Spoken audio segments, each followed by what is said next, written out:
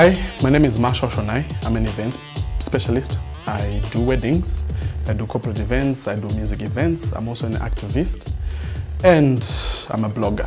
I write a lot about marriages, weddings, on a purely African, or rather Zimbabwean perspective. It is actually part of an upcoming book called The Marshal Law. So I've really just been blogging about it, posting about it on social media, just to talk about those issues that people don't want to talk about.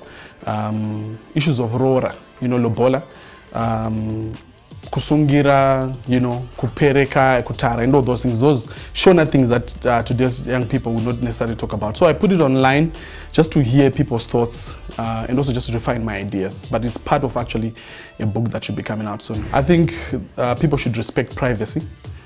People should really honor marriages and know that it's a private contract between two people.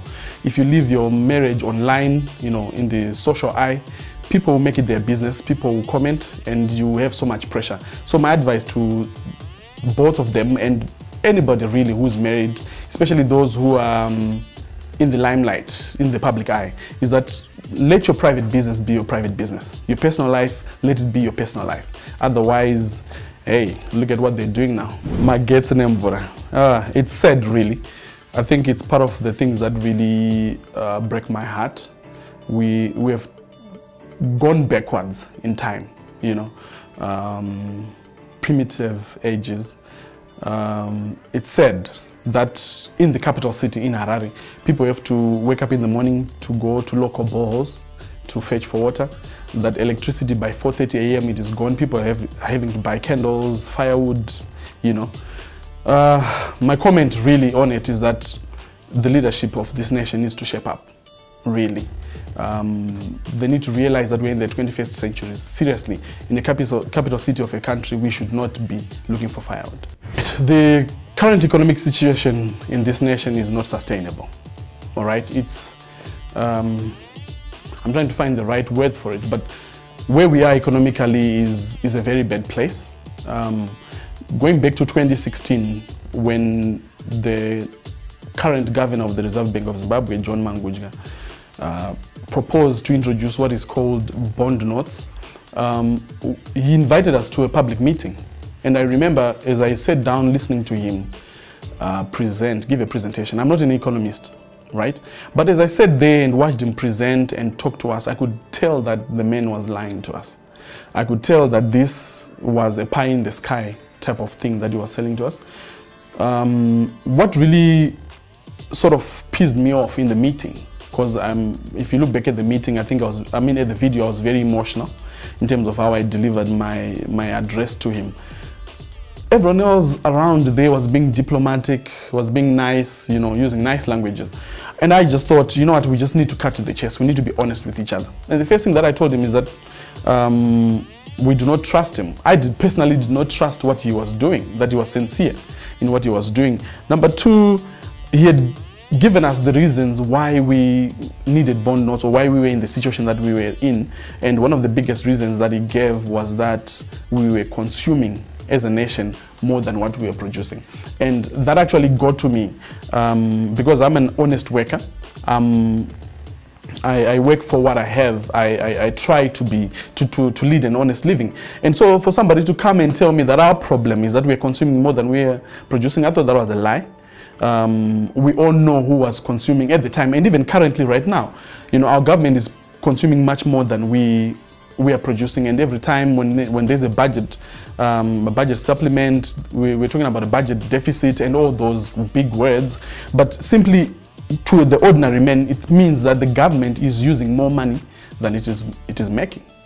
So us, the ordinary people, end up paying for that. So to just bring it home to where we are today, I think our government really needs to get their priorities straight. They're playing and dicing with people's lives. Just today in the morning, I was reading a headline in the newspaper saying a particular lady killed her son and took her own life, because of the economic situation. So when you're touching people's monies, you're touching people's lives and people's hearts. And so they need to realize that if the situation carries on the way it is, people will be forced to take drastic action. That is a very controversial issue, but one that I actually believe that is true. We cannot name names or talk about individuals, but if you look at what you should look at is consistency in terms of the message that somebody stands for.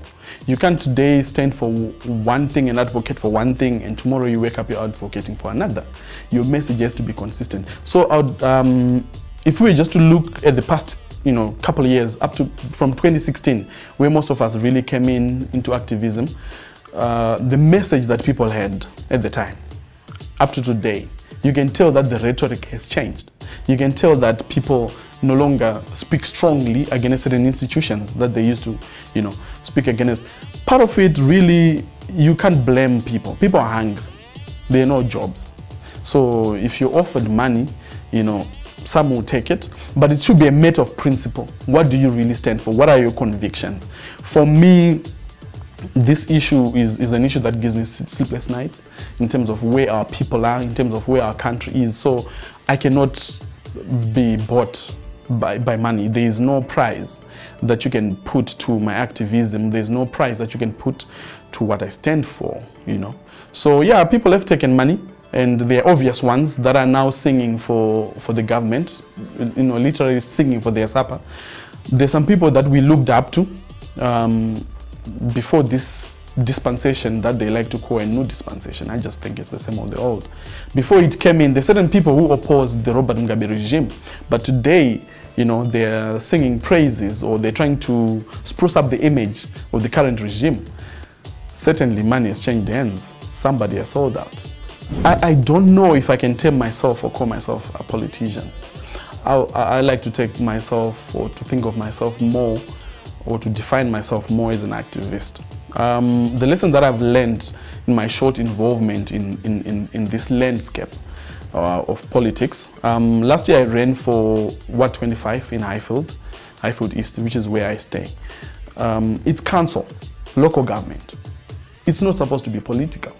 It's supposed to be civic, But we've politicized just about everything in Zimbabwe. The way you dress, can be interpreted to be political, The lessons that I've learned, really the biggest lesson, is that there are no permanent friends, there are no permanent enemies, just permanent interests.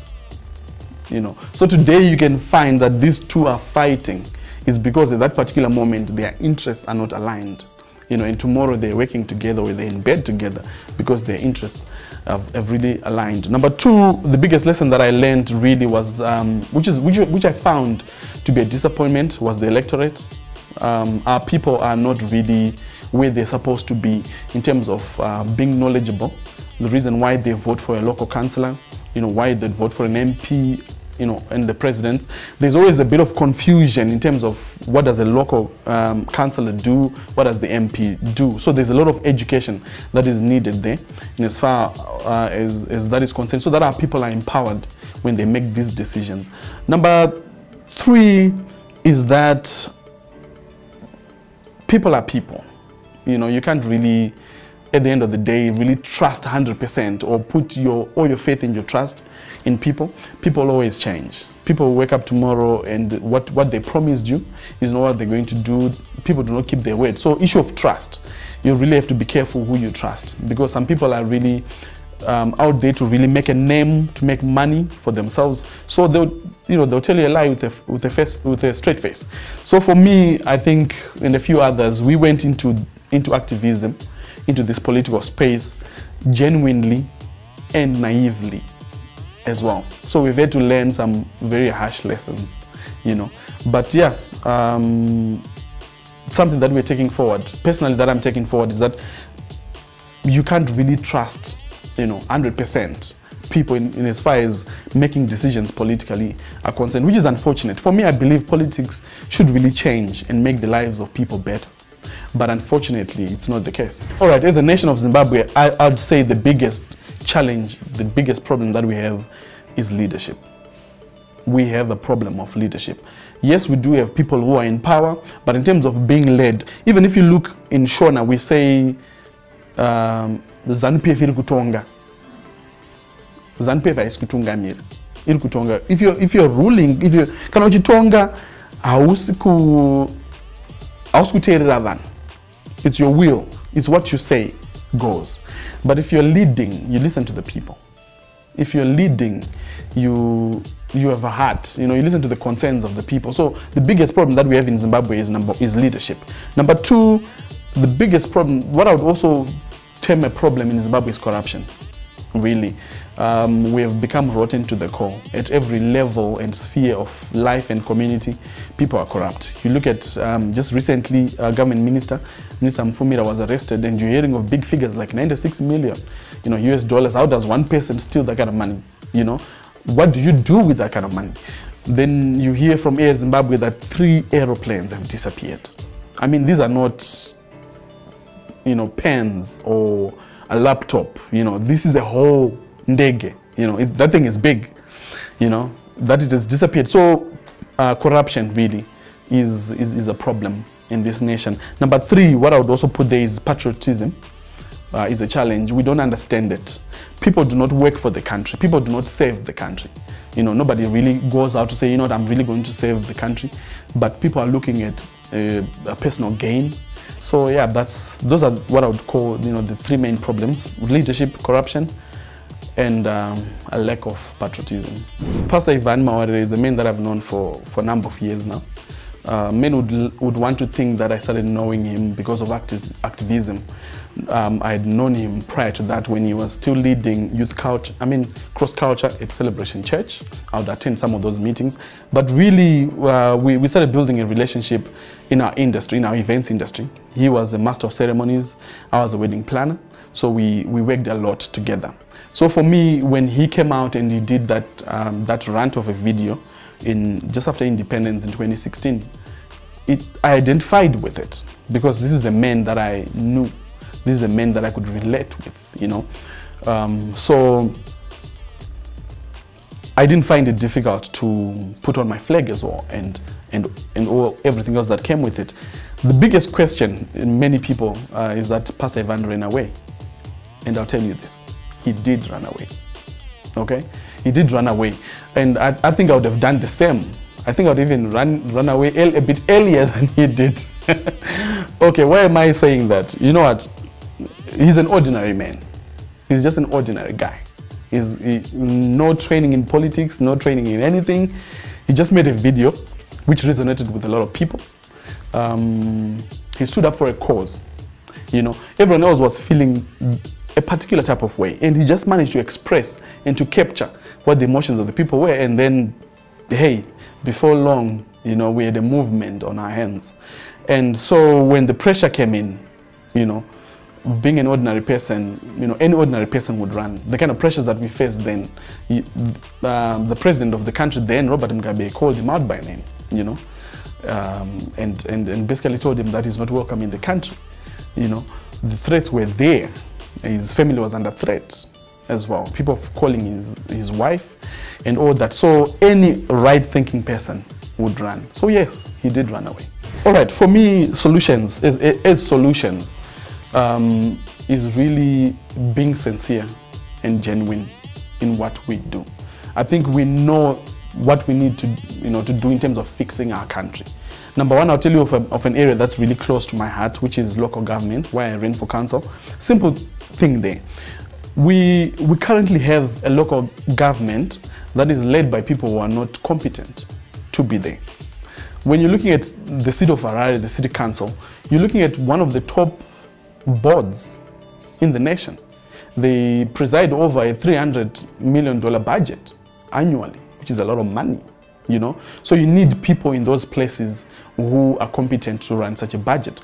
So I would say, in terms of saying let's fix things on a very practical level, is that we should have qualifications, for people to get into council. Fine, not everyone is going to be an accountant or human resources or doctors or engineers or whatever. You need a diversity of people. But we need some sort of qualification for people to be able to run our councils. Look at how this city has been run down, First Street, Harare used to be a pride. I used to love walking down First Street, but it's just a whole big musika now, So as a solution, I think we need to start putting measures into place where people qualify for certain positions, you know, especially the civic positions. It doesn't have to be political positions. You don't have to, you know, belong to a political party for you to be able to, you know, to represent your local area. So for me, I think as a solution, we need to fix that. Number two, I think people just need to put Zimbabwe first. You know, we need to put this country first. Some of us, when growing up, we had dreams, big dreams, huge dreams. And as age is passing by, we know you're just actually thinking, realizing that I may not actually be able to achieve that. So you're looking back at your children, saying, hey, maybe I might, you know, do something for them. But with the way that the country is, you know, you don't see an opportunity or a gap to actually leave a legacy. Not even forget a legacy. Leave a simple house in Kwadzana or Budiriro for your children. You know, so I think people just need to put the country first and sort out, you know, what needs to be sorted out in terms of just making sure that the next generation has it better. That people should just stop politicizing everything. We are polarized in this country. We are divided, you know, into two camps, ZANU-PF, MDC, and lately us independents and all these other things that are coming up. But in our diversity, in our different political ideologies, we need to put Zimbabwe first. So I think as a solution, people need to be genuine. Even if people are going to dialogue, they need to come to the table not to win, you know, but to let Zimbabwe win. So as a solution, for me, I think the solution, even if Emerson Mnangagwa and Chamisa are to sit down and speak today, they have to put the country first. That's a huge mess right there. When I was employed formally, I think I actually have some money there, but I can't access it until I'm a particular age. I've forgotten what age it is. And there are a lot of people who have worked hard, who have given their lives to national service. When I'm talking about national service, I'm talking about people who have been in the army, the police, our nurses, our teachers, you know, people who've been in civil service. They've worked hard, and NASA has been taking money from them, saying we're keeping it for you for the future. First of all, that money lost value, you know, because of what happened about 10 years ago, and when the Zim dollar really, you know, came to a place where it didn't qualify to be even defined as currency, as money. So people were bankrupted. People's lifelong savings were lost. And we come to now, we realize that actually people have been stealing from those coffers.